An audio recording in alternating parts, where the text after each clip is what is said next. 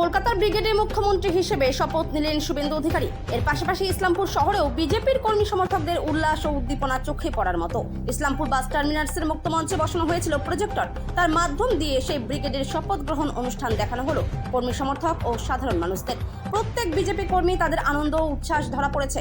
তবে সাধারণ মানুষ তার নতুন সরকারের কাছে একরাশ আশা বুকের মধ্যে রেখেছেন। আজ ঝালমুড়ি খাওয়া থেকে শুরু করে লাড্ডু বিতরণ সবকিছুই হলো।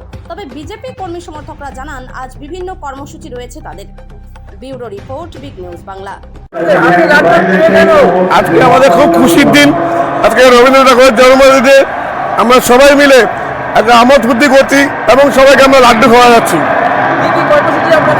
আমাদের কর্মসূচি রবীন্দ্রনাথ ঠাকুরের জন্মদিনের জন্য আমরা কর্মসূচি আছে, প্লাস আমাদের শুভেন্দু অধিকারীজি যা মুখ্যমন্ত্রী শপথ দিল সেই কারণে আবার মিষ্টি মুখ করাচ্ছে সবাইকে।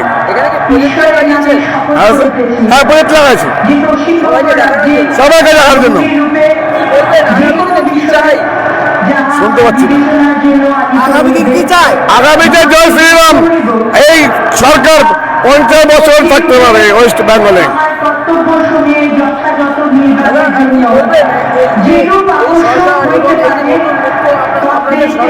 শুনতেই পাচ্ছি না, আমাদের শোনা যাচ্ছে না। আমাদের সরকার হয়েছে, আপনি কি চাচ্ছেন? আমরা চাই শান্তি প্রিয় হবে বাস করতে। এর মধ্যে করে হিন্দু মুসলিম আমরা সবাইকে মিলে মিশে আমরা রাজনীতি আমরা ভালোভাবে করতে চাই, কোনো ঝামেলার মধ্যে আমরা থাকতে চাই। আমার নাম নরেন দত্ত। কি বলবেন, আজ তো সরকার শপথ নিচ্ছে এবং এই সরকারের কাছে আশা কি বুঝে দিতে বলেন? আচ্ছা, সবার আগে যেটা বলি, আমরা হিন্দু হিসাবে আমরা গর্বিত। আজকে আমরা মাথা তুলে দাঁড়ানোর সেই ক্ষমতাটা পেয়েছি।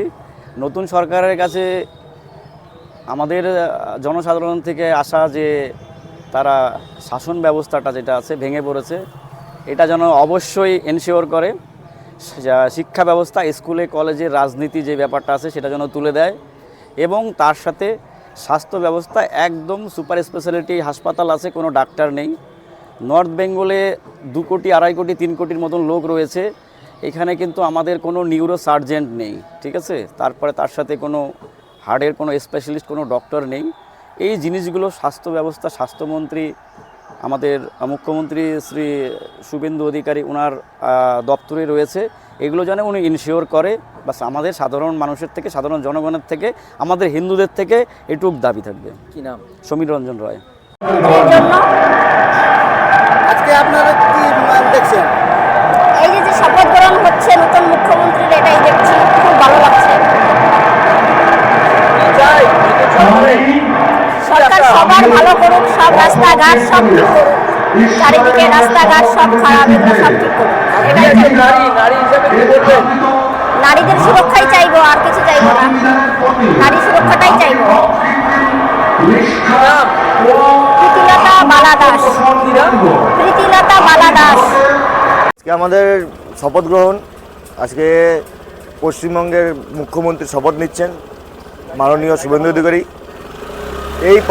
এই শপথ গ্রহণকে করে নিয়ে আমরা অনেক রকম প্রোগ্রাম রেখেছি। যেরকম আজকে সকালে যেরকম শপথ গ্রহণের জন্য আমার টার্মিনাসে প্রজেক্টর লাগানো আছে। এটা হচ্ছে বিকালবেলা আরও কিছু প্রোগ্রাম আছে, লাড্ডু বিতরণ চলছে, বিভিন্ন মণ্ডল ওয়াইজ সব কিছু চলছে, প্রোগ্রাম নেওয়া আছে, আরও অনেক কিছুই আছে। সব কিছুতেই বলবো যে আজকে কোনো রকম আমাদের কাছে নেই, সময় নেই যে কোনোভাবে কোনো জায়গায় বাড়িতে আজকে হয়তো যেতেও পারবো না, খাওয়া দাওয়ারও কোনো সময় পাবো না। আজকে এত কর্মসূচিতে প্রচণ্ড আনন্দিত। জনগণের জন্য আমরা এবছর কী করতে পারবো এই সরকার জনগণ এবার দেখে নেবে। ময়ূক শাহ। দাদা, আমি তো বেরোচ্ছি, আমার একটু সময় নেই। নতুন মন্ত্রিসভা গঠন হবে, ব্রিগেডে হচ্ছে শপথ বাক্য পাঠ হবে, প্রধানমন্ত্রী হাজির। কতটা আজকে আনন্দ এবং কি বলবেন?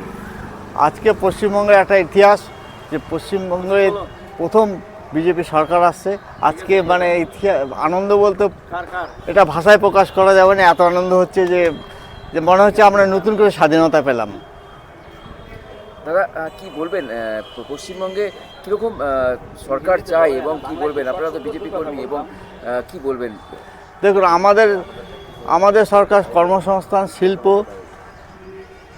আপনার স্বাস্থ্য, শিক্ষা এবং সুরক্ষা আমরা আশা করি আমাদের মোদী সরকার বা বিজেপি সরকার এই সমস্ত কিছু ফিল আপ করবে। আর মমতা ব্যানার্জি যে 15 বছরের পশ্চিমবঙ্গকে যে একদম মানে আর্থিকভাবে পিছিয়ে ফেলেছে, তার থেকে হয়তো আমরা সেখান থেকে বেরিয়ে আসতে পারবো।